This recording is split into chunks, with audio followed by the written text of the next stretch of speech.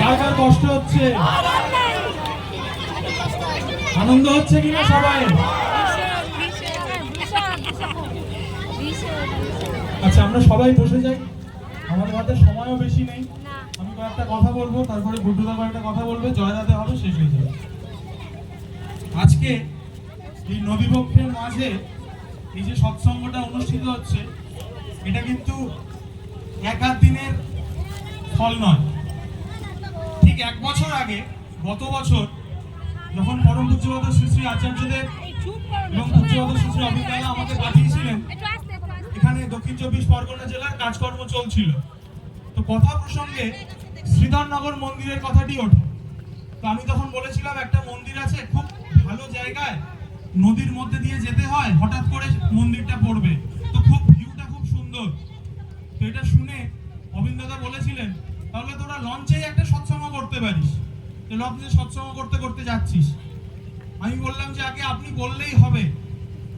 তিনি বলেছিলেন সেই বছর, কিন্তু সেই সময়ে কাজটা চলতে চলতে কিছু প্ল্যানিং এর পরিবর্তনের জন্য সৎসঙ্গটা আর হয়নি। এই বছর যখন আবার আমাদেরকে তিনি পাঠালেন, আমাদের 5 জনকে তিনি পাঠালেন, আবার আমি গুড্ডুদা সবাই মিলে বললাম যে আপনি তো বলেছিলেন, আমরা কি এই বছর সেটা করব? তিনি বললেন খুব ভালো করে করবে। এবং এই যে লঞ্চে সৎসঙ্গ, নদীপক্ষের মাঝখানে সৎসঙ্গ, এর আগে তো সেভাবে কখনো হয়নি। এটাকে ছবি তুলে খুব ভালো করে যত্ন করে নিজেদের কাছে স্মৃতি হিসেবে রেখে দিন। আজ আপনারা এতগুলো মানুষ এসেছেন। প্রথমে যখন আমরা এসে বসেছিলাম, একটা প্রতিকূলতার মধ্যে দিয়ে আমরা এসেছি, সবাই আমরা জুতোটা ওই পারে খুলেছি। আমরা হেঁটে যখন এসেছি, এতটাই গরম মনে হচ্ছে আমাদের পা জ্বলে যাবে। সেখান থেকে আমরা এলাম, আসার পরে যখন ওই লোহার ঘাটটাতে উঠলাম, সেখানে গিয়ে আরো গরম, আমাদের পা জ্বলে যেতে পারতো, কিন্তু কারোর পা কি জ্বলেছে? ওই গরম কিন্তু আমাদেরকে আটকাতে পারেনি। আজ সৎসঙ্গ আছে, আমরা এখানে এসে সৎসঙ্গ অংশগ্রহণ করব, তার আশীর্বাদ এইটা কিন্তু আমাদের মাথার মধ্যে ছিল। এই দুপুর 1টা 1:30 বাজে, এই 12টা 12:30টার গরমে আমরা কিন্তু বেরোতে পারি না। আমরা কিন্তু এখানে খুব আনন্দ করে বসে আছি, এই গরমে আমরা নাচও করেছি ঠাকুরের দয়ায়। তাহলে যদি আমরা বেরোই এইভাবে মানুষের কাছে, সেটা কি সম্ভব? এই যে এত মানুষ আমরা আছি, এই মানুষগুলো প্রত্যেকেই যদি সপ্তাহে অন্তত একদিন একবেলা করে আমরা বেরোই একটা মানুষের বাড়িতে যাওয়ার জন্য, সেইটাই আচার্যদেব দাদা বলছেন, সেইটাই অভিন দাদা বলছেন। আজ এখানে সৎসঙ্গ বহু জায়গার মানুষরা এসেছেন, বাইরের থেকে বহু জায়গার মানুষরা এসেছেন। প্রত্যেকে এখানে যারা আছেন, আমরা যদি আজকে একটা জিনিস প্রতিজ্ঞা করে যাই, যে আচার্যদেব দাদা বলেছেন, অভিন দাদা বলেছেন আমাদেরকে মানুষের কাছে যেতে, সেইটা যাতে আমরা করতে পারি।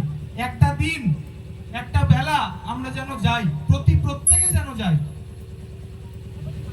আজকে কিন্তু এই প্রকৃতি, এই গরম, এই রোদ আমাদেরকে আটকে রাখতে পারেনি। আমরা সবাই মিলে আনন্দ করেছি, আমাদের বসতে কষ্ট হয়েছে, জল পিপাসা হয়েছে, তার সত্ত্বেও সবটা কিন্তু আমরা করেছি। তাহলে এইভাবে যদি আমরা করতে পারি, আমরা অবশ্যই করতে পারবো। আচার্যদেব দাদা বারবার করে বলছেন যে দীক্ষাপত্রের কাজ করো, দীক্ষাপত্রের কাজ করো। আমাদের এই প্রত্যন্ত এরিয়ায় আমরা প্রত্যেকে চাই যে আচার্যদেব দাদা আসুন, চাই না? আপনারা চান না যে আপনাদের এখানে আচার্যদেব দাদা আসুন?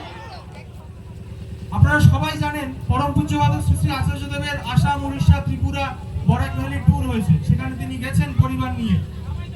প্রতিটা জায়গায় তিনি যেখানে যেখানে গেছেন, তিনি একটা শর্ত দিয়েছিলেন যে আমরা যেখানে 10% আপডেট হয়েছে ডিপি ওয়ার্কসের দীক্ষাপত্রের কাজে, সেখানেই আমি যাব। এমন বহু জায়গা আছে যেখানে 10% হয়নি, মানুষজন সামনে দাঁড়িয়ে ছিলেন হাত জোর করে, তিনি তার সামনে দিয়ে চলে গেছেন, আসেননি। কিন্তু আমরাও যদি সেটা করতে না পারি, আমাদের আশেপাশে দিয়েই তিনি হয়তো চলে যাবেন, আমাদের কাছে এসে পৌঁছবেন না। যদি আমরা প্রত্যেকে চাই আমাদের এখানে তিনি আসুক, পরম পূজ্যপাদ শ্রী শ্রী